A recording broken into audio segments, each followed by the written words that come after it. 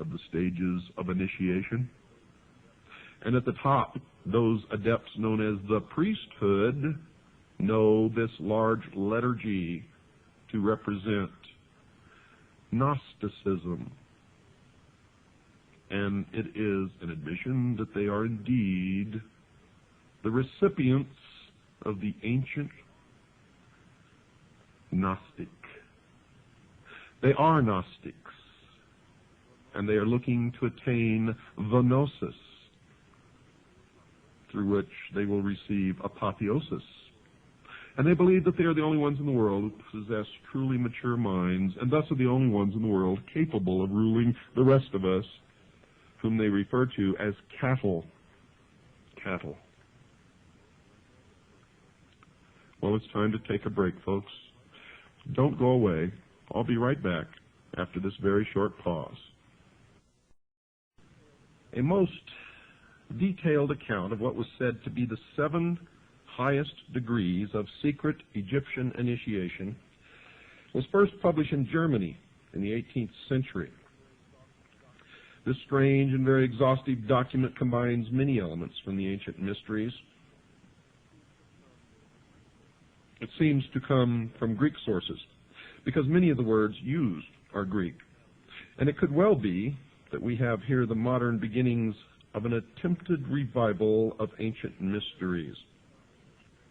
Whatever it is not one of those fanciful and spurious ones which used to be printed merely to attract the credulous, because it is plausible and containing the sort of material which might well have formed the content of an initiation and mind conditioning system.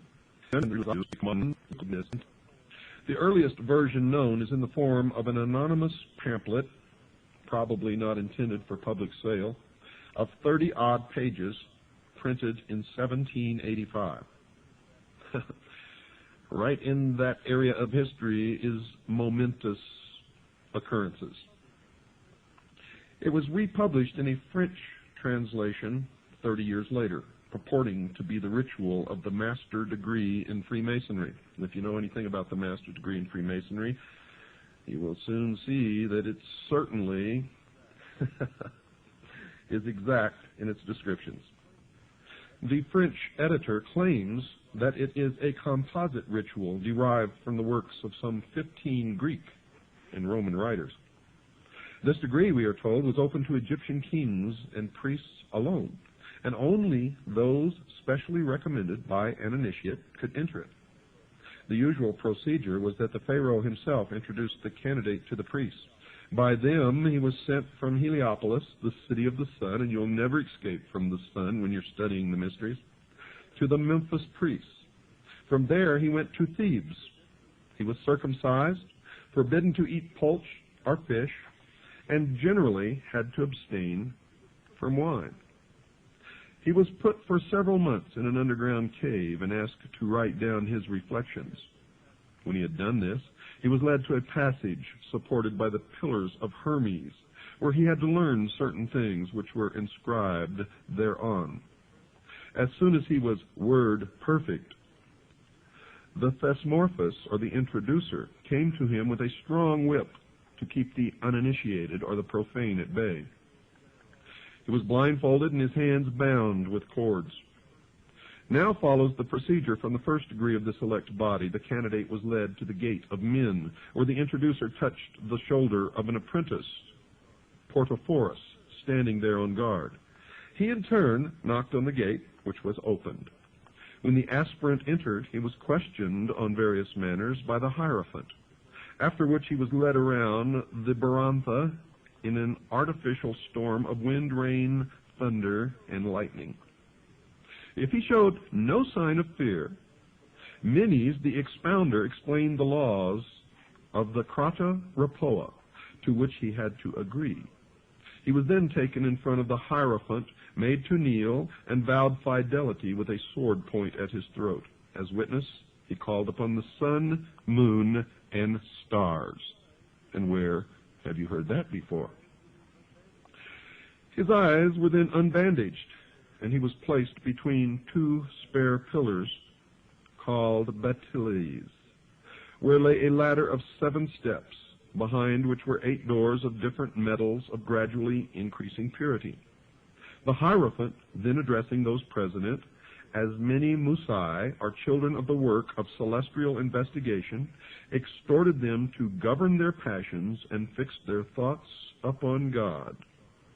Now the sun, the moon, and the stars, you should know by now, represent the doctrine, the church, and the initiates. The candidate was taught, folks, that the latter symbolized the wanderings of the soul. He was told the causes of wind, thunder, and lightning, and given other valuable information, such as medical lore. He was given the password of recognition of this degree, which was, and I spell it because I don't know the correct pronunciation, A-M-O-U-N, meaning secrecy. He was taught a grip, given a pyramidal cap, and an apron called xylon. Around his neck was a collar, and he wore no other clothes. His duty was to guard the gate of men in his turn. The Portophorus was now able, after showing his devotion, to proceed to the 2nd degree. Following a prolonged fast, he was taken into a dark chamber called Endymion, the Invitation Grotto. He was now of the degree of Neochorus. Handsome women brought him dainty food. They were the wives of the priest who endeavored to excite his love. If he resisted these advances, he was further lectured by the master of ceremonies and led into an assembly where the stolista, or water bearer, poured water over him. Then a living serpent was thrown at him. The whole room was full of snakes to test his courage. He was then led to 2 high pillars, between which stood a griffin driving a wheel before him. The pillars symbolized east and west, the griffin the sun, and the wheel of 4 spokes the 4 seasons. He was taught the use of the level and instructed in geometry and architecture. He received a rod entwined by serpents, and that rod is still used today by the medical community. It's called the caducus. And he received the password Heave, meaning serpent, and was told the story of the fall of man.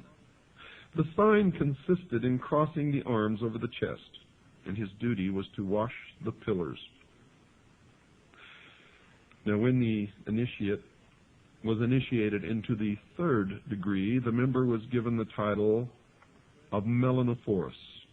He was led to an anteroom over whose door was written, Gate of Death. The room was full of copies of embalmed bodies and coffins. Here, too, were a number of dissectors, embalmers, and so on. In the center stood the coffin of Osiris. The Melanophorus was asked if he had had a hand in the assassination of his master. On his denying the question, he was seized by 2 tapaxites, or men who buried the dead, and led into a hall where he found all the other Melanophores clothed in black. The king himself, who always was present on these occasions, addressed him in an apparently friendly way, begging him, if he did not feel courage enough to undergo the test now to be applied to him, to accept the golden crown he was offering him. Well, he had already been coached to refuse the crown and tread it underfoot. At this insult, the king called for revenge. Raising his sacrificial axe, he touched the head of the initiate. And in one famous initiation, the king actually beheaded the man. The 2 corpse carriers threw him on the ground, and the embalmers wrapped him in bandages. All who were present wept. Now he was led to a gate over which was written, Sanctuary of the Spirits. Now the initiate was not supposed to be beheaded in that one famous initiation, and I don't know what they chalked that up to.